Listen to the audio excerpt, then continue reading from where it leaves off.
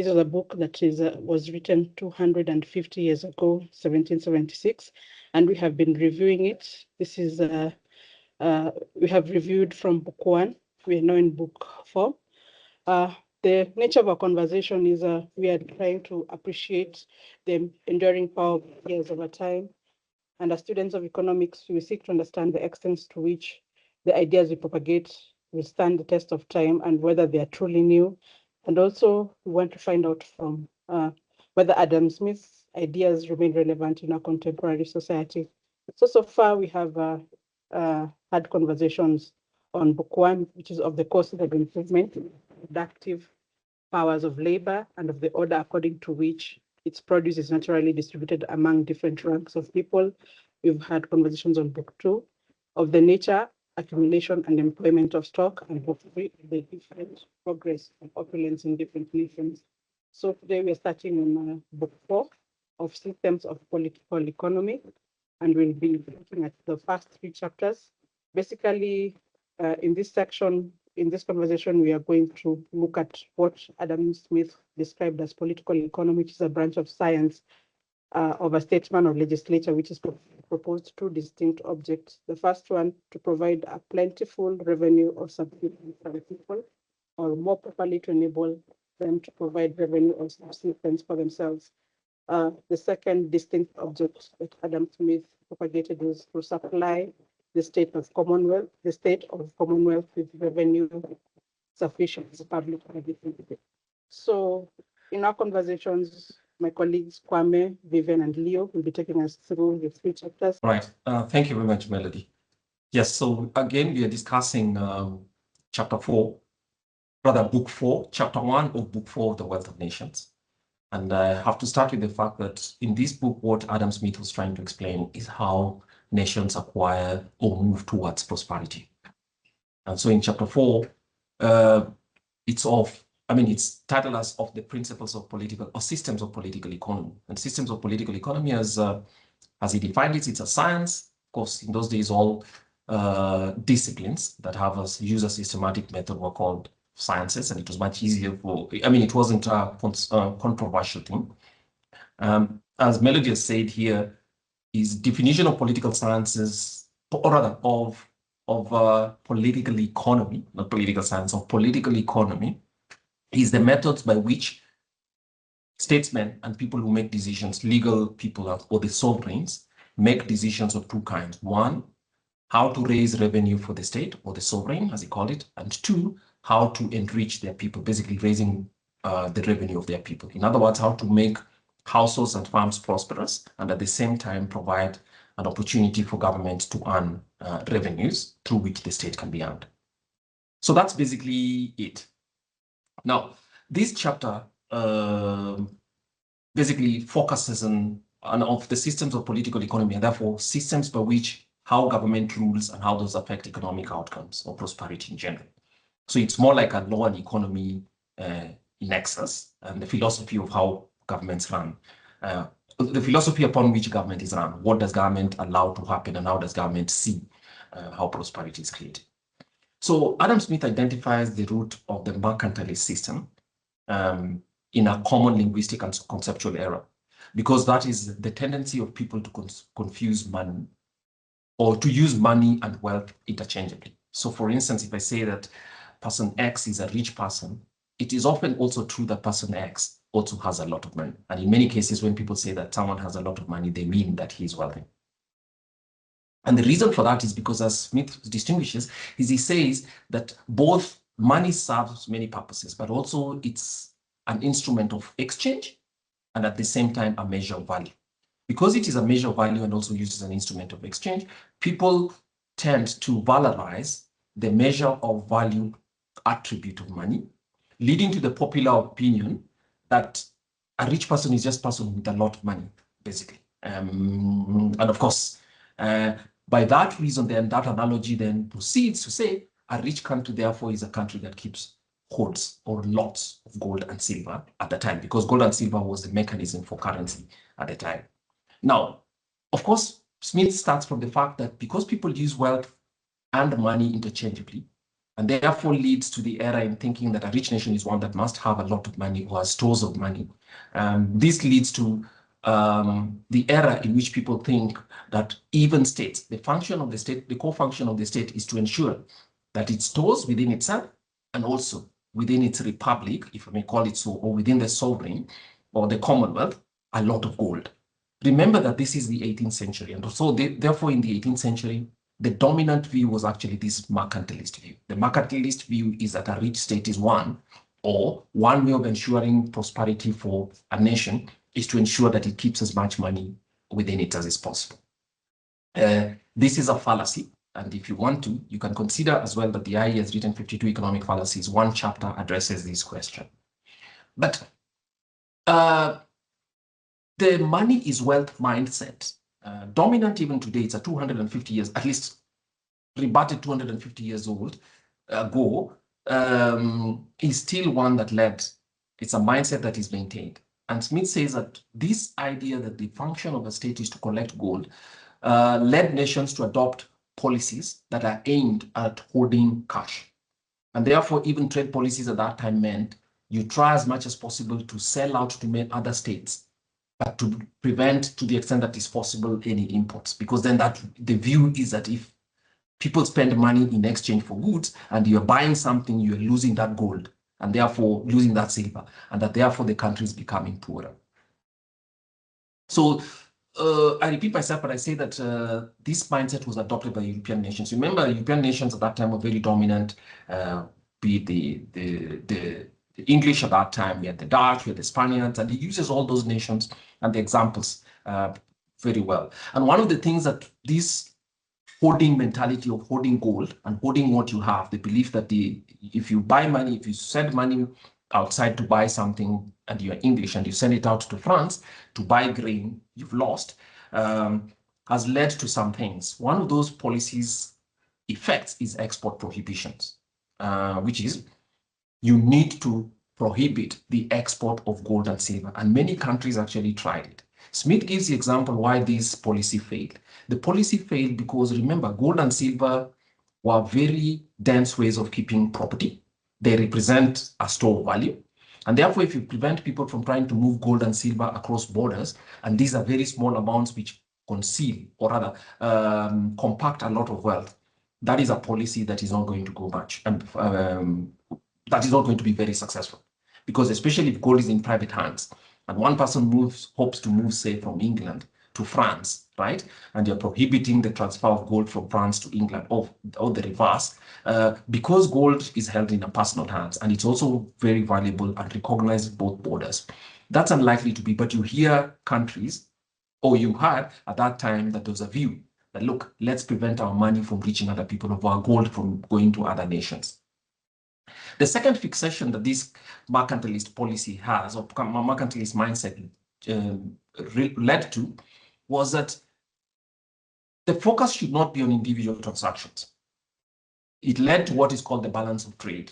And this is a fixation as well that we still see until now. There's a fetish for exports, which is fine, but it's not just about exports. And the idea is that trade is competition between, say, Kenya, in that place, so for instance, England or Scotland, and other people. So let's try and flood them. I use the word floods on my own, with our goods, but import as little as is possible.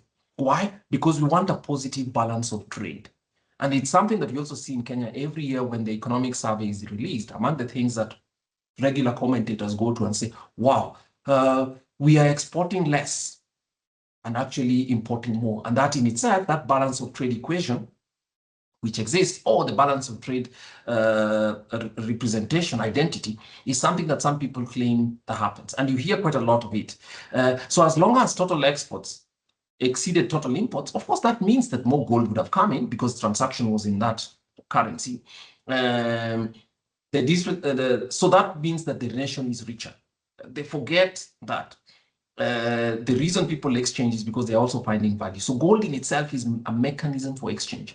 And by valorizing the mechanism for exchange of currency, whether it's dollars, which you still see today, I think the government of Kenya sometimes as well, by boasting about the reserves that the Kenya state has in foreign exchange, seems, or rather is at risk of going back to this balance of trade fixation out here. I mean, the difference would be paid, and therefore suggesting that the nation is necessarily richer.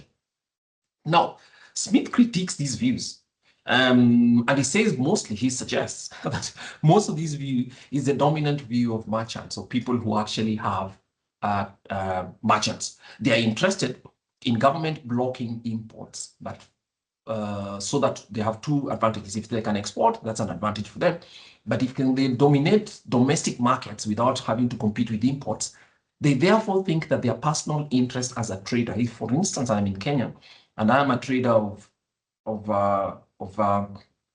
maize, for instance, and I use that very, very deliberately, my thinking is that, look, if we stop imports of maize and therefore satisfy from domestic sources imports, I am assured of a market, which is a good thing. But also preventing imports means that quote unquote the monopoly or the dominance of domestic farms is assured. But if we can also expand to exports, sell to other people who would allow us to export to them and therefore fight them by selling them exports, gaining their gold, we are necessarily richer. That might make an individual or an industry necessarily better, but it does not mean that that is sensible policy for the nation. And that's what he says. Smith is arguing that the obsession with favorable balance of trade has led to unnecessary and harmful government interventions, such as using very high tariffs to prevent maize from coming into Kenya, we all know, and sometimes even banning the import of maize or even sugar, right? But also by saying that this is very clever because whenever domestic suppliers therefore have a problem, whom he calls the merchants, one of the first things that they say is nonsense, such as, well, maybe I should not preface it, but fallacy. This fallacy extends to them saying, country X subsidizes its farmers. Why should Kenya therefore subsidize farmers? And people who say that tend to be people who have an interest in farming, or they do not realize that they're actually going to privilege domestic producers relative to the consumers of those same products. So Smith says, so then if these people are mistaking the exchange attribute of money for its necessarily representation of all wealth, especially at the broader scale, what then is, how should wealth be seen? And I think Smith is very right by saying that, look, money is not an end in itself, especially gold. It only represents what you can consume by what you can generate effective demand for. So in the synthesis, he's asking us to redefine national wealth. And he says that real wealth of a society is not its money, and therefore not how much the reserves in the central bank may hold, whether in foreign currency or even in physical gold, because banks still hold physical gold, but actually it's the value produced by its people. In other words, the land, because principally in those days, land was the major source of land and labor were the major sources of produce, not the exclusive ones, but the major ones. And therefore, money, whether it's the Kenya shilling, the notes, the US dollar, or even gold and silver in whatever means, is just useful for trading the products that are being generated. And they are not themselves. Why? Because, and he says it very, very carefully, you cannot eat gold or silver. You cannot wear gold or silver. You cannot use it to build, shelter, a house, or to warm yourself. So then he uses, I remember in one chapter, in these chapters he goes back, he uses the analogy of a household and says that a family is not wealthy because they own a lot of cutlery or pots and cooking items. But because those cooking items sometimes are not an end in itself, they represent the fact that this family is capable of using those items to feed themselves, right? So in the same way, a nation does not necessarily need more gold than is necessary to circulate its actual produce. So that gold might reflect what actual produce is, but it's not itself the wealth of a nation. Really, really important distinction, but I think that's probably, that's correct. Then it comes to the international nature of money. And one of the ways in which people say this is, we've had it also in Kenya by saying that, look, if you open up borders and allow for people to bring in things, right, and we do not export, that we might find ourselves with no money because you will produce nothing. That's the same way as saying that in those days, the argument was that you'll run out of gold. And Smith says that, okay, these are people who don't actually understand how relative comparative advantage works. and how the comparative advantage, if one country is exporting and another is importing, the relative prices of goods of the same good in those places will be different by virtue of the fact that one country has a comparative advantage in one thing or the other. And so it's possible if a country has demand for more money due to its increased production, because that's the wealth, its increased production is what leads to money. It will naturally attract sales, gold and silver from the global market. In the same way that as Kenyans, instead of being fixated with the fact that let's stop imports from South Africa, China, Uganda, Somalia, or wherever else we are obsessed with, the way to ask ourselves is how can Kenyans produce more goods, right, that allow other people to also exercise demand so that we can import both exports and imports. In other words, Smith is arguing that imports and exports are actually two sides of the same coin. You do not need that money if you have no goods to sell or you have no goods to store in terms of value. So if a nation has a surplus of money, the value of that money will drop and will naturally flow out to where it is more highly valued. So governments don't have the necessity should not think it is necessary for them to protect by preventing trade and preventing the movement of money out of an economy, so to speak. So today, of course, we all know money moves in many, many ways. You bought something from Amazon or whatever your favorite global retailers are, it'll get here. You imported the goods and the services, you paid for it. So that means money has moved out. So the point is, we shouldn't have to get government telling us what to consume by trying to protect mainly the form of exchange and not necessarily the source of wealth itself. He's addressing the mercantilist argument. Remember, the mercantilist argument is one that obsessed with gold and especially physical stocks of precious metals and money. So it might be one that's obsessed with exports as an end in itself and not, rather, prohibiting imports. The belief in infant industry arguments and all that, which are some of the ways. And Smith talks about 6 methods in which mercantilists argue. 2 about either exporting a lot or prohibiting them, and another 4 mechanisms through which people argue, infant industry, and a couple of many others. So the mercantilist argument that a hoard of gold or money is necessary to fund foreign wars and maintain national security was a very familiar one. Now, today, it's not necessarily the most important argument, or one that you hear very often. But basically, at that time, because people thought of wealth as represented by money, and many people said, look, if we simply allow everything to be imported in England or that place in the 18th century, we'll run out of gold, and it is possible, therefore, that the sovereign, so here now he's talked about how much the sovereign or government will have, and it will not be able to fund any wars. And remember, this is the 18th century, so core function of most governments was actually to also fund wars. He argued that wars are not paid for by domestic gold reserves. He's getting us back to the fact, distinguish between wealth and money. So gold is not necessarily funded by, is not the way in which wars are funded, actually, but your produce. So your produce, the annual produce of a country, which is basically equivalent to, he was arguing, for GDP, is what allows you. And you see it even today, for good or bad, countries that are able to sustain wars tend to be countries with greater produce in their country.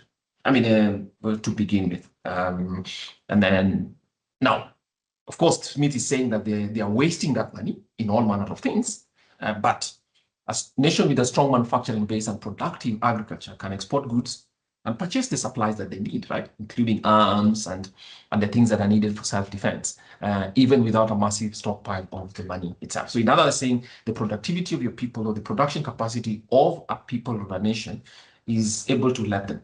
Smith addresses the question about colonialism. And one of the ways in which colonialism is one, therefore, is justified as a mercantilist system, which is you go to the Americas or you go to a new continent, and the idea was we are going to take over that continent, so that piece of land, so that we can take their gold. And he gives the example about the Spanish people. Whenever they landed anywhere in Latin America, the first thing they'd ask the locals before they decide to conquer them is, do you guys have a lot of gold? Which was basically this obsession and fixation with gold. And many of times, Smith even mentions how they brought a lot of gold and silver from Peru, and that actually led to a crash in European and Spanish markets, because they brought in a lot of silver, which created inflation. in that part of the world. But he's saying that one of the reasons or the justifications for colonialism was actually itself a mercantilist argument. There's been a debate globally now about whether certain countries are willing again or apologetic or trying to be to justify colonialism again. I hope that instead of the tropes and the diatribes that we've had globally, somebody would simply send them this chapter, telling them that it's actually a fool's choice, often because, as Smith says in one of those chapters, that most European countries, and especially speaking about the UK at that time, or England, actually gained more from exchange with the Americas, what is today the USA. Of course, at that time, it was a small number of colonies, than by actually trying to conquer them. Because one, you discover the possibility of exchange and the division of labor. Of course, the extent of the market is, the division of labor is determined by the extent of the market. So the division of labor in either sides created new demand, and that exchange created far more wealth than the countries that had insisted that they must be conquer other people for the purposes of extraction. Extraction is not very solid economic argument for building national wealth, as Smith seems to say. In fact, in his view, war is a way that actually diminishes the national treasure. So 4 things that I'll end up with: that the mercantile system, mercantilism, that view that we should, is built on false premise that gold or silver equals wealth. So that physical, right? I call it the King Midas fallacy, right? Midas, we all remember that guy who met, was it an angel, or was asked for a boon from a holy person, and he was asked, what can we do for you? And he says, look, allow me to always have gold for everything I touch. So that old Greek story tells us that, of course, the idea that wealth is represented in gold was the conflation of the exchange value of gold and its ability to actually be a source of wealth by itself. And that would be one of the things that would show that, yes, part of that, Smith suggested, is why some societies, even without money, could enjoy certain things, because their production is the basis upon which their wealth system would be developed. And that real wealth is the annual produce of land and labor. At that time, land and labor, but it's just basically the production capacity of a people is what represents the wealth of that nation, and not necessarily how much gold you have. Many people today do not have gold, and some countries in which people are still very poor have huge hoards of gold already. Is hoarding gold. And I think the significant one is that fixation with the balance of trade. And he says, look, international trade should be viewed as a mechanism to exchange surplus produce. Kenya has a lot of tea, for instance. Somebody in Germany wishes to buy that tea, exchange it, get some cash, but nevertheless, that cash in itself is not the value, but it's representing value that somebody in Germany or Saudi Arabia or wherever has worked for, and giving us the opportunity to consume other services. So it's not the money itself, I think. And with paper money today, it's actually more illustrative of what this this fallacy is. Yes, so rather than competing to hoard metal, I think countries should compete to raise the productivity of the people. And government intervention that is intended to manage the balance of trade, that fixation with the balance of trade, I think distorts the market and hinders the development of, actually is self-defeating. And I know that's very difficult even in a country such as Kenya, where people look at it and say, oh no, Chinese imports into our country. I will end with this anecdote. I've had an embarrassing argument with somebody who works for a bank and as an economist, and met him at an airport, and I mean, we were strangers, and as soon as we meet, and he asks me, well, one of the things I think about Kenya is you're importing everything, including importing toothpicks. So in his view, government, so first, prefacing as an infant industry argument, which is basically government has a duty to protect infant industries, whatever that means. And then second one is that Kenyans will never grow if all Kenya does is import things such as toothpicks. Completely, and I remember one of the ways in which, of course, the argument ended in, we were a bit cross with each other. When I asked him if he's read Adam Smith, he says he read it, and I said, then you did not understand it. I will buy you a free copy. Now, that's not a polite way to end a conversation between peers, but nevertheless, I've always thought that one of the most obvious rules of economics is the benefits of comparative advantage, because it's self-evident that it actually delivers prosperity. But that's not to say that just because it's self-evident means that it's appreciated by people, even those who've been students of economics. So Adam Smith is still relevant today. Thank you. So in this chapter, Smith arguing against restrictions on government restrictions on importation. So these restrictions are in form of tariffs, bans, quotas, and also some protectionism, again, policies that are designed to shield local industries. So what we are going to look at, or what Smith is telling us in this chapter, I've divided into 4 sections. So his argument and also what the concept is bringing in. He's bringing in the concept of comparative advantage, of which Kwame spoke something about it. I'll continue to speak more about it.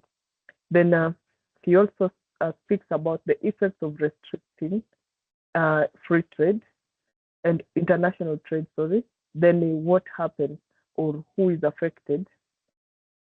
So let us go straight to his argument and also what key message is giving us in this chapter. So his argument is against government restriction. So just as we have seen in the previous chapter, the mercantilists believed in a trade surplus. So they believed in restricting importation but exporting as much as possible. So there's effect of restriction, and it is not good, and it is Smith is warning us against restriction of importation. So let us see what he tells us. So he's giving us a concept. He's asking a question that is really important, and we can even ask ourselves here that why produce something domestically at a high cost when another country can produce the same thing more cheaply? Why don't you just allow free trade? And it starts by giving us the benefits of free trade. So free trade is important. And if there's free trade across borders and all that, even when it comes to, for example, gives example of Britain, of farmers in Britain. So if free trade is allowed in that particular moment, what happens is that there are certain, it won't affect competition or it won't affect the local market. The reason is because maybe in the agricultural sector, for example, that is the example he gives in the agricultural sector. Remember, goods or agricultural goods like cattle, maybe farm produce, they are very bulky. So transportation costs will not allow much of the product from another country to come into Britain or into another country. So free trade will not have much effect on farmers in Britain if they allow maybe cattle from another country to come into their country. But when there's restriction, it affects. And who does it affect the most? It tells us that those who are affected the most are the manufacturer. And also another thing that it sets out clearly is that, so we have said, is bringing in the concept of comparative advantage. So comparative advantage, if someone is able to produce something cheaply, then let that person produce. So it reminds us of the first chapter in the first book where we are talking about division of labor and specialization. So if a country is able to produce something cheaply, then let that country produce and allow for free trade. So me who is not able to produce it at a cheaper cost, allow it to come. So it gives there's an illustration it gives here that if the produce of domestic can be brought there as cheap as that of foreign industry, the point I wanted to make is this: it is the maxim of every prudent master. So it brings it at a household level. So it moves from a corporate or a government level, but brings it at a household level. So it tells us that if every prudent master of a family will never attempt to make at home what will cost him more to make than to buy. Then it gives, for example, a tailor. A tailor does not attempt to make his own shoes, but they buy them from the shoemaker because the shoemaker is specialized to make these shoes at a very lower rate. So a tailor should not attempt to make his own shoe. The same way, a farmer, the shoemaker does not attempt to make his own clothes, but employs a tailor. Then the shoemaker, the farmer attempts to make neither one of nor the other, but employs those different people. So basically, what you're able to note here, comparative advantage. If a country is able to make something at a cheaper rate, then it's rather make that, and what it's not able to make, employ another person. And this can only be allowed, or this can only be good enough if there's free trade or there's free movement of goods. That's why he's against restriction of trade. Then this brings us now to the effects. What happens when trade is restricted? Who is affected? Who suffers the most? Who benefits? So that is the question, or it attempts to answer again in this chapter. So number one, those who suffer the most when there's trade restriction are consumers through prices. Because now when the government bans importation, or when the government chooses to put tariffs and even quotas on goods that are imported, these prices will be translated to the consumers. The consumers will tend to pay more of this particular commodity. So the people who suffer the most when there's trade restrictions is the consumers. Then another thing, it often leads to retaliation. He gives us an example here of when countries, let me show you that example. He gives an example of Britain and England, where when one country decides to put a restriction, the other country will choose to retaliate. And if this retaliation goes beyond, the consumers tend to continue to get hurt even more and more.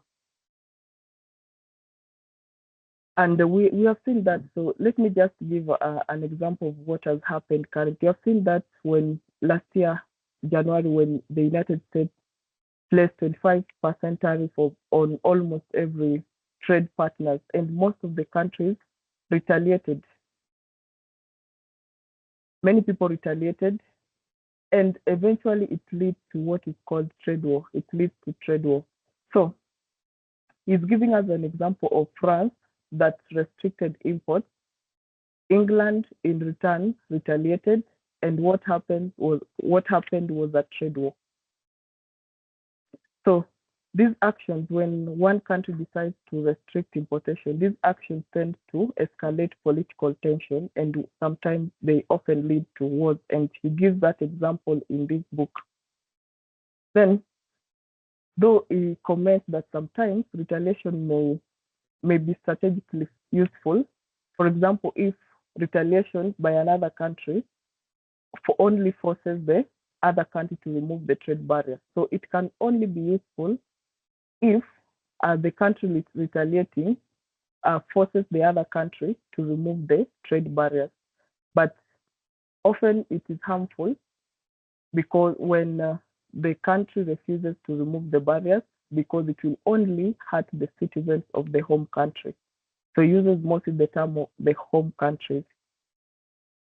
Then he brings in another concept of why amidst all that effect that trade restrictions have on consumers of a country, why do countries still allow it? So it gives a comparison of a politician and also a legislator or an economist. So you find that for an economist or a good legislator, they think in general principles. They think in long-term rules. They focus on the overall nation welfare. But most of the time, these restrictions, when they are led when their response, maybe the political response to short-term pressure. So we see that most of these restrictions happen because of the short-term response to political pressure. So they are sometimes influenced by lobbying from America, from merchants and also manufacturers, and they are inconsistent. So it gives a clear distinction, and it criticizes that in as much as not all politicians or political decisions are bad, but some political decisions are driven by interest groups and short-term retaliation rather than the general economic logic. So, in summary, and also to say how this is applicable today. So his theory, or what he explains in this chapter, the effects of trade restrictions, we have seen them even in Kenya, for example. And my colleague Moses did a blog in our website. You can look at it, where in Kenya there's some the ban on the importation of sugar. So you find that if you compare the cost of sugar in Kenya as compared to global average and even other countries, it is almost 3 times. And this was as a result of the ban of importation of sugar. So you're seeing consumers affected. We end up paying much or paying more for a commodity that could have costed us less if free trade was allowed within the country. So trade restriction is not a good thing. And then he also tells us that what if maybe a company or an industry was protected and through trade restrictions, and now we have realized that is not a good thing. We want to now remove the restriction. We also warn against removing them all at once, because it can lead to laying off of laborers. So it should be taken into consideration step by step. But in general terms, trade restriction on importation and also exportation is not good for the welfare. So in as much as the mercantilists believe that you become wealthy by importing more, exporting more and importing less, Smith says that countries become richer when people are free to buy goods from wherever they are cheapest and most efficient. So we become richer if we allow free trade, if you allow your country people to buy goods for wherever they are cheapest and most efficient to produce, not producing what you produce at a higher cost if you can buy it at a lower cost from another country. So that is basically the summary of that chapter. So just to give context, so at that time, and as Kwame has explained, there was a big contest on what sectors and what specific what sectors should be based in which specific countries, and the book 5 is Smith's arguments against the mercantilistic system, and he starts by looking at in this specific chapter that why do governments impose restrictions on imports, even those that specifically reduce the national wealth? And then definitely at that time much work had not been done in economics regarding the same, but what as economists today, this chapter is about incentives, political economy, allocative efficiency, and also the divergence between public and private interest and public welfare. So one of the central arguments in this chapter is where Smith begins to talk about the level of specialization, and he has one specific quote where he says, if it's the maxim of every prudent master of the family never to attempt to make at home what it will cost him more to make than to buy. And in that specific chapter, what he's looking at is that he observed, and later, which was canonized by economists, other economists, that households specialize, and then farms specialize, and then at the national level, and where he compares the specific sectors in England and in Spain, and even about those exports that nations also specialized. We know that David Ricardo later came up with the comparative advantage theory, which actually observes specializations between different nations. So, and as you see, so that's that's one of the central questions. Then he goes ahead to derive what we call the anti-protectionist argument, which is he looks at tariffs and then looks at those other prohibitions, including at that time they were just ordinary prohibitions like specific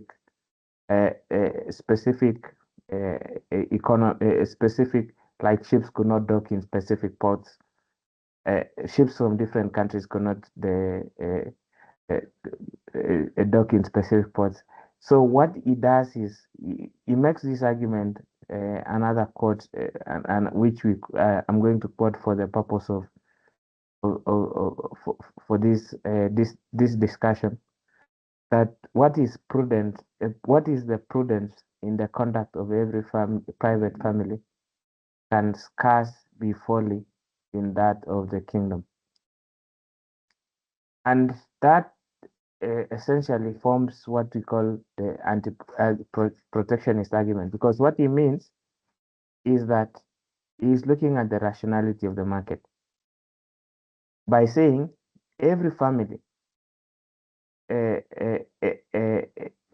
what is prudent in that conduct of that family cannot be bad to the kingdom, to the nation. And because he's discussing extraordinary restraints that gives the disadvantages to nations, he sees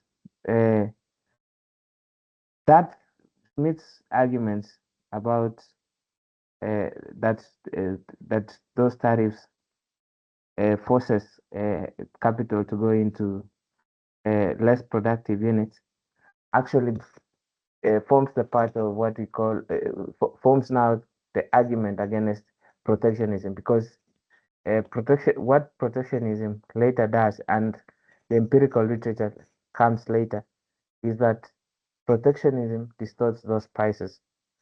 It raises consumer costs for family, and that's why he's making that argument that what is prudence of that for that family cannot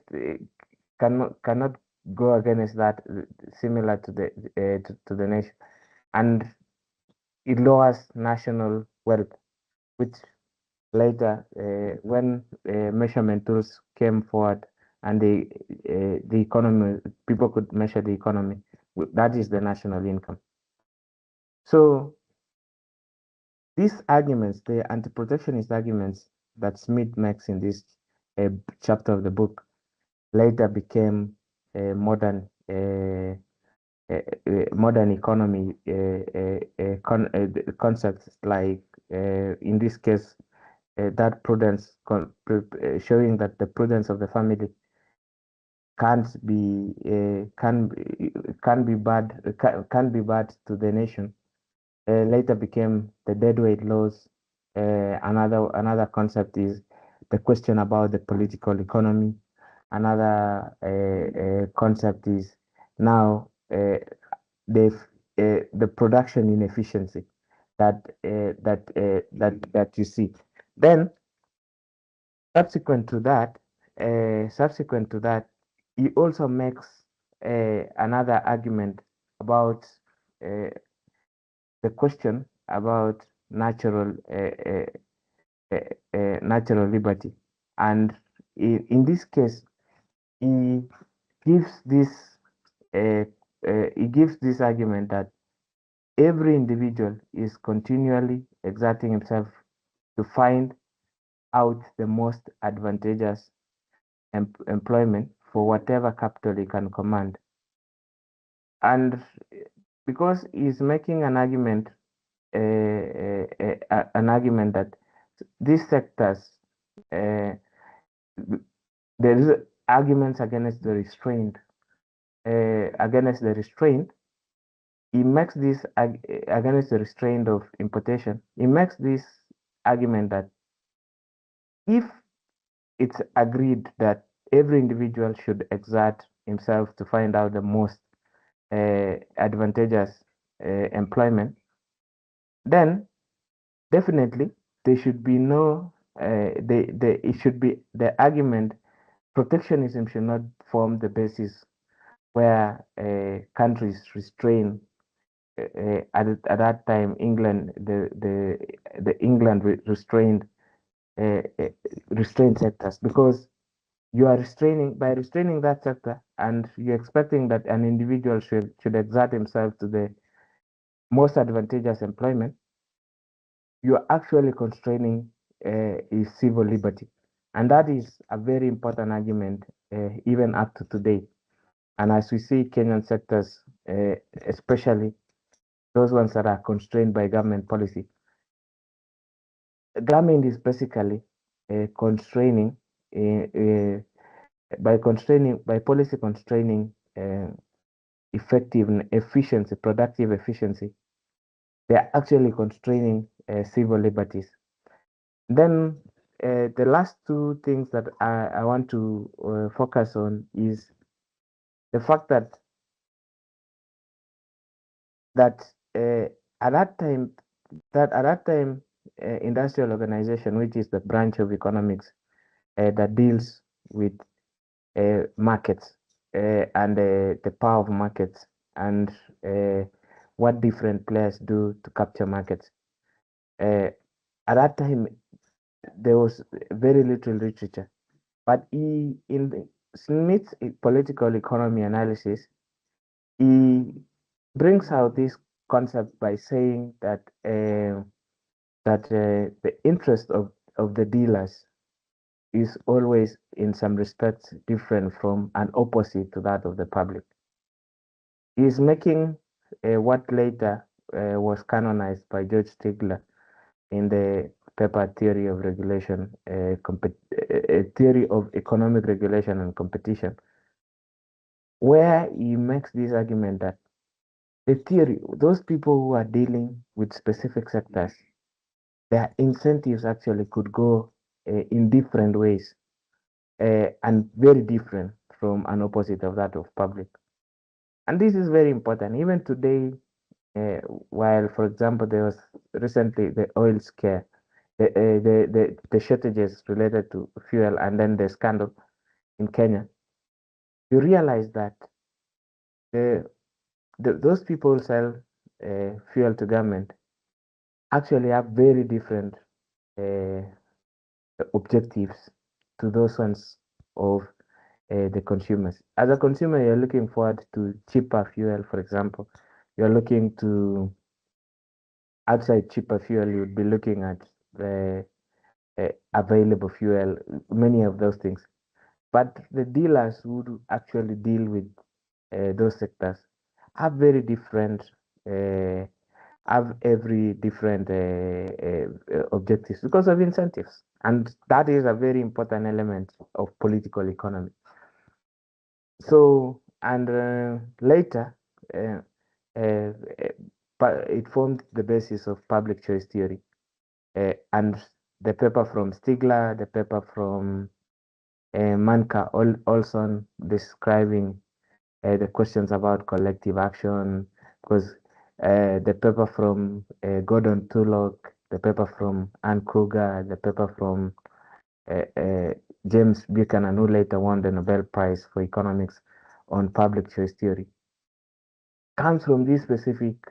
Smith had already made this important distinction that import restraints persist because producers influence the state, and they become part dependent. Once when they persist, we call them part dependent, which is also another term that comes from political economy. So these are very important concepts in modern regulatory work. And given the fact that at that time there was very little literature around industrial organization. And then also when Smith was making that argument, he was describing structure of markets, that there are lobbying incentives, producers can lobby, producers can capture markets. Costs necessarily do not diffuse, among other things. And then the last one, as I end, two things before I end, is that one thing that you notice from Smith's argument uh, is the fact that he makes an observation that the monopoly of the home market frequently gives great encouragement to that specific species of the market. Because, and he, at that time, he had not observed, because supply demand curves is a feature of the 19th century, of the 20th century. But what you could see is that specific markets, those big players in those specific markets could actually raise profits for, could reduce national welfare. Consumers had less decisions to make. So you could attributably, and what he was making at that time is actually a feature of monopoly of monopoly markets, which of monopolies, which they could raise prices, or on one hand be able to, apart from raising prices, on the other hand be able to constrain availability of that. And then the last part that he makes is he makes this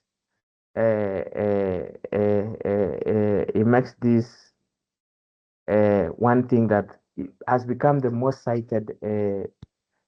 cited quote, which he gives.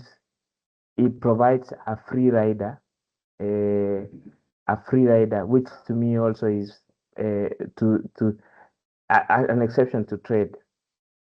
In his lifetime, navigation acts were very consequential, and he supported navigation acts because he thought that defense, which is more important than is of more important than opulence, and that is the most cited and the most applied policy perspective in the 20th and 21st century from Smith, because he supported the Navigation Act because he wanted the Britain to be strengthened militarily, that naval power was strategically essential, and by making this argument, he comes out that he's not he's providing that exception, because he's saying that uh, the defense of Britain at that time was an important element, and the only way the defense of Britain could happen is that exception to national defense exception, national defense exception, and the national, and as Kwame explained in the earlier instances, those incomes, the incomes actually, the economic growth, the GDP per capita, the incomes, the structure, and the effectiveness of production.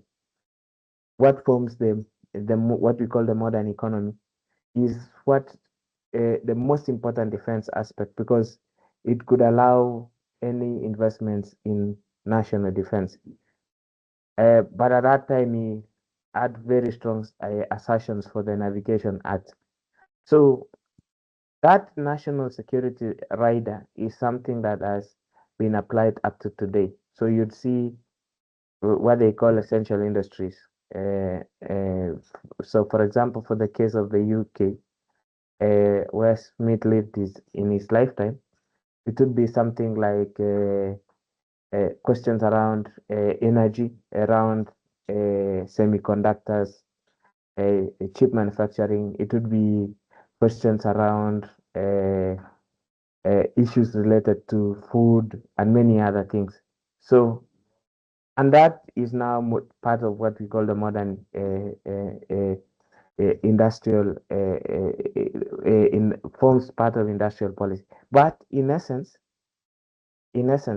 as economists, especially those who understand how free markets work, the best defense, the best defense investment is actually the best defense energy is a bigger economy, and that bigger economy that now gives room to be able to spend on many other things. So thank you so much. Thanks, Leo, for taking a review of chapter 3.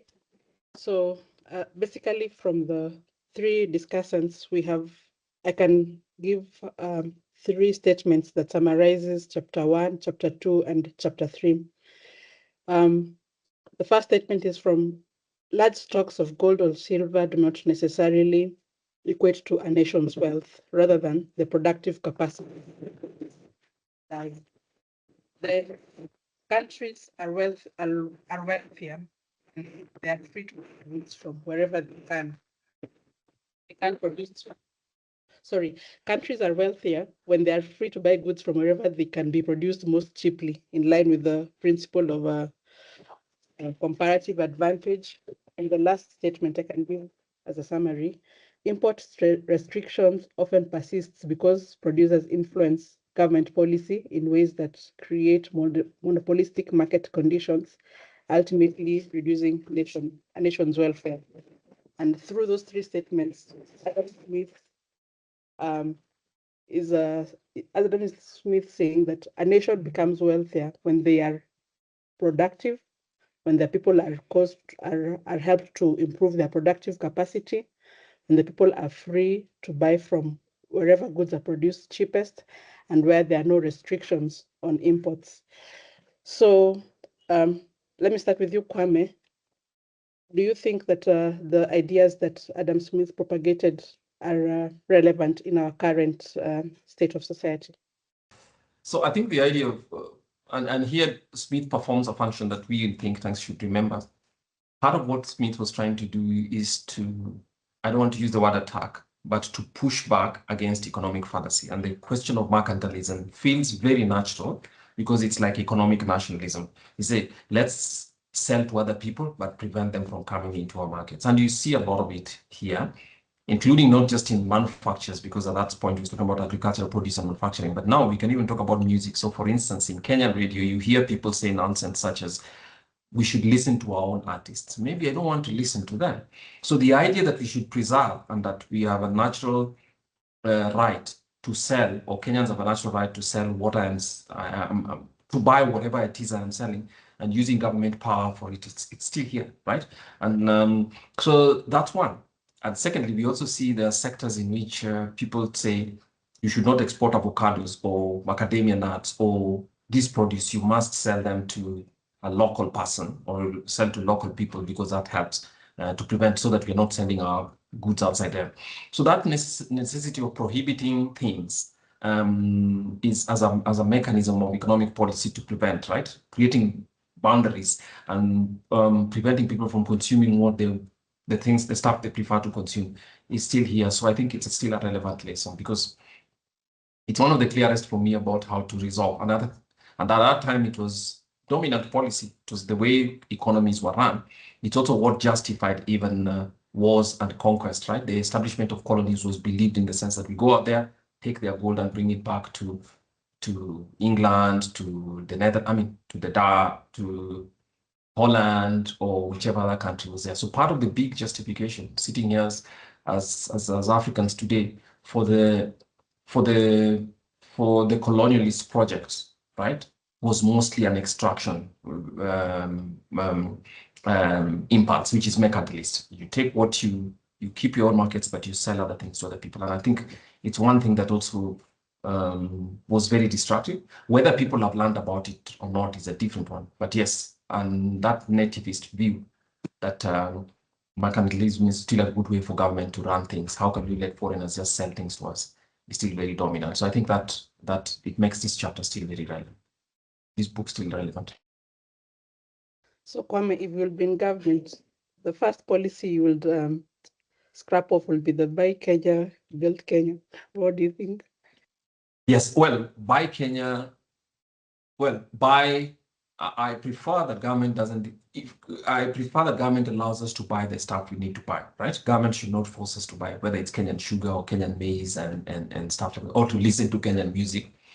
Not all of it is wholesome or worth listening to be honest, especially if you're going to spend your money on it. Let people choose and find the best, because as they said, in the second chapter, that very rarely will you find somebody leave when they're working within themselves,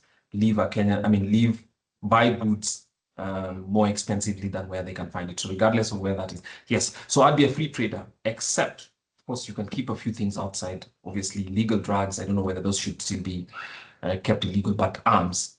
But everything but arms, governments should actually have a free trade policy. It will not make us poorer. Yeah. Thanks, Kwame. Vivian, do you think that chapter 2 is still relevant in our current society? Yes, thank you very much. It's still very, very relevant, and we have seen it. We have felt it. I believe all of us have been affected. We have paid more for something that costs less in another country because of trade restrictions. We are paying more for sugar as compared to other countries because of the bans that the country has. And when it comes even to retaliation, you have seen countries retaliating when there are bans or tariffs. Like I mentioned earlier, maybe US, when there was tariffs and all that. So they placed a tariff of 20%. Some country went, like China, retaliated with even more than that, double, and the economies were affected. So these things are still applicable today. And I strongly agree with him that trade restriction is a bad thing because it affects the consumers. It may politically, they may say it protects or infant industries and all that. They may benefit, but the real people who are the consumers, who are the majority, are affected, and they end up paying high prices because they are banned from accessing the same goods at a lower price. Thanks, Vivian. Kemboy, your thoughts on that? Yes, so I think Smith's chapter is still relevant, but I don't think there is a free rider exception for is exception to the defense, because the national defense is not relevant. Because remember, if you look at the Navigation Act, whether it's the UK's Navigation Act of 1651 or whether it's the Jones Act in the US, all of them have been evaluated to actually it shows, and that is a question that somebody tried to debate with us when we wrote an op-ed on the Nation after during the 2022 election, because that in itself, that only ships made in certain countries can dock. For example, if that rule was to be applied, like the case of Kenya, it means that there will be no ship docking in Kenya. So all the other things very relevant, and those restraints as made and was later developed. The economics of it was later developed, and it shows that it doesn't work. The only one, except the free rider that it gives for national defense, that one doesn't work, because I think he was observing the UK being a naval power at that time and all the other things. But if you are to apply that exception and say for example, ships that were built in each specific country should only dock, and that in itself is a contradiction. Yeah. Thanks, everyone, for your remarks.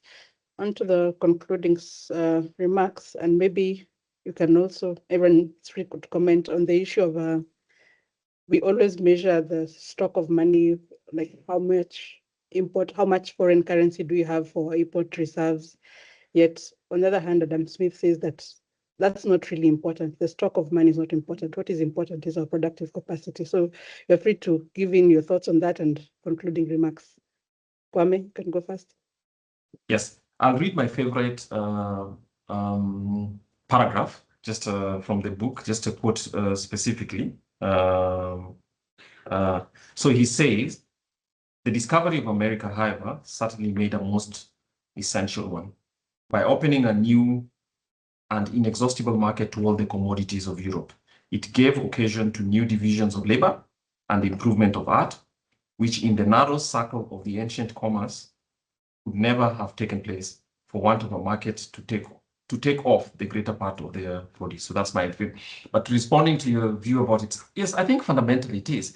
And the reason government, of course, maintains or argues to maintain foreign exchange reserves at a certain level is basically to support the currency or to provide it. Right? So we say, for instance, in Kenya that we have 5 months worth of import cover, rather, to allow imports to take place. So basically, that's one. So by itself, just because you have $2 billion stored, when the entire economy is almost 12 times that, that's about 8% of GDP. It's still telling you that that's just the amount of money that government stored, but the amount of wealth that is available in the Kenya is actually based on what people produce out there. So we ought not to think, in my view, of that $12 billion as necessarily representing national wealth. National wealth, you can maintain $12 billion when your average person in Kenya is still earning less than $250 per month. Ask yourself whether that $12 billion can be used to improve people's lives and not just kept as a symbol in itself, which is cited in speeches and which people think of as representing good value. Yes, what's the welfare benefit of keeping $12 billion? So that's my view. And even if that was depleted, Adam Smith suggests that the depreciation would take place because the value of the Kenya shilling would take place, and a new exchange rate would emerge, which would bring in more exports, and that brings in sufficient reserves. So the reserves in themselves actually are maybe to just respond to small-time shocks, but in my view, they do not represent the quantity of wealth, so that we should not feel that that's a big measure that our welfare has improved just because government has been keeping 6 months of export cover, for instance, of import cover, for instance. Thanks. Thanks, Kwame. Vivian, your concluding remark. Okay, thank you very much. So even as I conclude, there's a point here that I wanted to read. So when now removing the restriction, remember, Smith and we too agree that restricting trade is not a good thing. So, but where there was restriction and there was high duty and also prohibition, they should not be taken all at once because it will allow cheaper foreign goods of the same kind to be poured into the market as to deprive all at once many thousands of people of their ordinary employment and means of subsistence. So what Smith is telling us that when there is that high duties and high restriction, when removing that, the government should also be careful not to remove them all at once that allows the other country to pour in their goods, but it should be taken slowly and step by step and in a good measure. So now to conclude on that, so we are told that free trade is a good thing. It generally makes nations richer.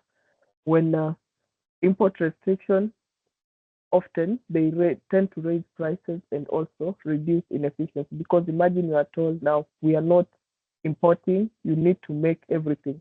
So people may not be efficient enough to make everything that they need or they demand as a country. So countries should therefore specialize on what they can produce best, then buy the rest. Then consumers will benefit when goods are cheaper and markets are more competitive. So that is the conclusion I have in that chapter. Thank you. Thanks, Vivian. Leo? So after Smith, if you look at just the political economy, because this is like a political economy of mercantilist, which he observed at that time, many things have come forward, including the fact that trade, lifting those restraints on trade, have actually lifting those restraints on trade is an important is important for farms because they allow those farms to compete on a global basis.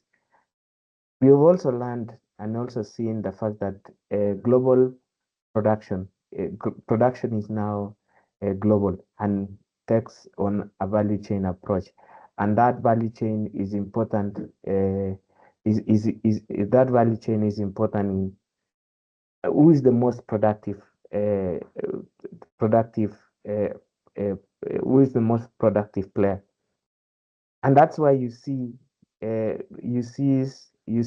rise of China among us other countries, that the best exporter is the best exporter, the number one exporter in the world is also the number one importer in the world. So those two things go hand in hand, and there is definitely economic lessons from that to be learned from that. So for me, I think that the mercantilistic societies and will perish for and pay a huge price on growth and many other things by failing to allow those what they call the nascent sectors or infant industries uh, to be put off. And that's why Melody, to add on the Buy Kenya, Build Kenya, the Buy Kenya, Build Kenya should be necessarily the best. Who is the best guy who can compete, for example, on a global basis? Not the best guy, not the guy we are buying from, a guy who is the most expensive, even within the region. And I support Kwame's arguments around that. Thank you so much. Thanks, Leo and Vivian and Kwame, for the insightful review of chapter 1, 2, and 3 of book 4. I'll end this session with a quote from Adam Smith. It is the maxim of every prudent master of a family never to attempt to make at home what it will cost him more to make than to buy. With that, I wish to end this session.